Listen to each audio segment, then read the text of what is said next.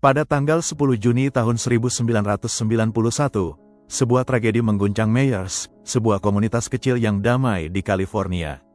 Jessie Lee Duggar, seorang anak perempuan berusia 11 tahun yang ceria, diculik tepat di depan mata ayah tirinya, Carl Probyn. Saat itu, Jessie sedang berjalan menuju halte bus sekolah yang hanya berjarak beberapa puluh meter dari rumahnya. Tiba-tiba, sebuah mobil sedan abu-abu berhenti. Seorang pria berusia kurang lebih 40 tahun, melumpuhkan Jessie menggunakan alat penyengat listrik, lalu segera memasukkan gadis kecil itu ke dalam mobil yang dikemudikan oleh seorang perempuan. Meskipun Carl Probyn sempat mengejar mobil tersebut menggunakan sepeda, penculik itu berhasil meloloskan diri. 18 tahun kemudian diketahui bahwa penculik itu adalah sepasang suami istri, Philip Garrido dan istrinya, Nancy Garrido. Di balik setiap kejahatan, selalu ada potongan-potongan kebenaran yang menunggu untuk ditemukan. Tidak ada pelaku yang benar-benar bisa bersembunyi, dan tidak ada rahasia yang selamanya bisa dikubur. Setiap jejak, sekecil apapun, bisa menjadi kunci untuk membuka misteri. Inilah kisah kriminal nyata yang akan kita telusuri hingga kebenaran terungkap. Pihak kepolisian, FBI, dan ribuan sukarelawan segera meluncurkan salah satu operasi pencarian terbesar dalam sejarah wilayah tersebut. Sayangnya, penyelidikan mereka hanya berfokus di area sekitar Salt Lake Tahoe dan Nevada, tanpa pernah menyentuh wilayah Antioch yang berjarak 270 km ke arah barat, tempat di mana Philip Garrido sebenarnya menyembunyikan Jessie. Philip Garrido sendiri bukanlah orang baru di dunia kriminal. Ia adalah seorang residivis dan pelanggar kejahatan seks terdaftar yang sedang dalam masa pembebasan bersyarat, atas kasus penculikan dan pemerkosaan pada tahun 1976.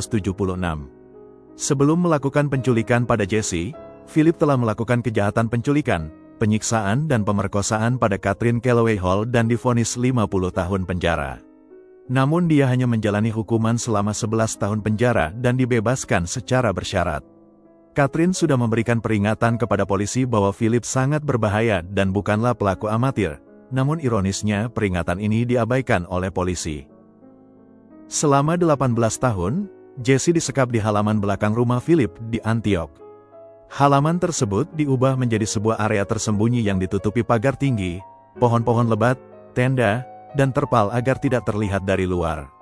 Tempat ini terisolasi tanpa aliran listrik yang layak, sekolah, maupun perawatan medis.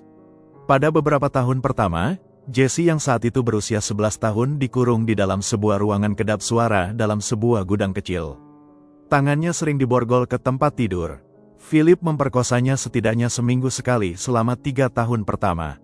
Akibat pemerkosaan tersebut, Jessie hamil pada usia 13 tahun dan melahirkan anak pertamanya di usia 14 tahun, di dalam kompleks halaman belakang tersebut. 4 tahun kemudian, ia melahirkan anak keduanya. Kedua anak perempuan tersebut merupakan anak kandung dari Philip. Kedua anak tersebut tumbuh di dalam sekapan, tanpa akta kelahiran ataupun catatan medis. Philip mengendalikan Jessie bukan hanya dengan kekuatan fisik, melainkan melalui doktrin psikologis dan manipulasi agama yang fanatik. Hal yang paling mengejutkan dari kasus ini adalah kelalaian sistem keamanan dan hukum. Selama kurun waktu 10 tahun yaitu pada tahun 1999 hingga 2009, petugas pembebasan bersyarat telah mendatangi rumah Philip sebanyak 60 kali, untuk melakukan pemeriksaan rutin. Namun, dalam 60 kunjungan tersebut, tidak ada satupun petugas yang memeriksa halaman belakang rumahnya. Bahkan pada tahun 2006, ketika seorang tetangga melaporkan adanya suara anak-anak dan tenda mencurigakan di halaman belakang rumah Philip, polisi setempat hanya datang dan berbicara di depan pintu, lalu pergi begitu saja. Terobosan besar kasus ini akhirnya muncul pada tanggal 24 Agustus tahun 2009, berkat intuisi tajam 2 petugas keamanan di kampus UC Berkeley.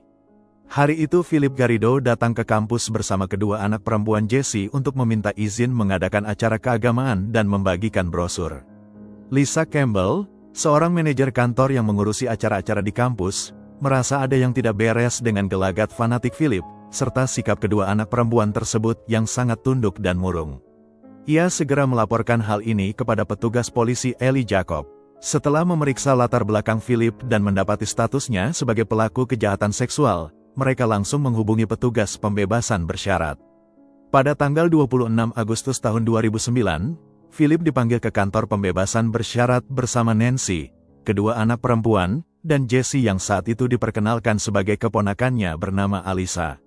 Setelah diinterogasi secara terpisah, Philip akhirnya mengaku, dan Jesse yang saat itu telah berusia 29 tahun bisa menyebutkan nama aslinya kembali untuk pertama kali dalam 18 tahun. Setelah diselamatkan, Jesse akhirnya bisa bersatu kembali dengan ibunya, Terry Probyn. Jesse dan kedua putrinya menjalani terapi khusus untuk mengatasi trauma berat. Terapi ini berfokus pada pelepasan stres pasca trauma atau PTSD yang tersimpan di dalam memori tubuh. Jesse kembali hidup bersama ibunya, Terry Probyn. Mereka harus belajar membangun kembali hubungan ibu anak yang sempat terputus selama hampir 2 dekade.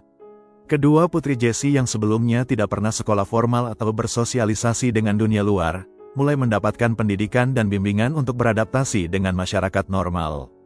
Jesse mendirikan yayasan bernama The JIYC Foundation. Yayasan ini bertujuan memberikan terapi dan dukungan bagi keluarga yang mengalami trauma akibat penculikan atau peristiwa krisis lainnya. Jesse juga menggugat negara bagian California atas kegagalan sistemik yang luar biasa ini, dan memenangkan ganti rugi sebesar $20 juta. Kini, Jesse telah bangkit dari traumanya. Ia menulis 2 buah buku yang menjadi best-seller internasional. Hasil penjualan kedua buku tersebut digunakan untuk membiayai yayasan yang didirikannya. Philip Garrido telah dijatuhi hukuman 431 tahun penjara tanpa kemungkinan pembebasan bersyarat, ditambah hukuman seumur hidup. Sedangkan istrinya, Nancy Garrido, dijatuhi hukuman 36 tahun penjara dan berhak mengajukan pembebasan bersyarat pada tahun 2029 mendatang. Namun pengajuan ini kemungkinan besar akan ditolak mengingat kejamnya kejahatan yang dilakukan oleh Nancy.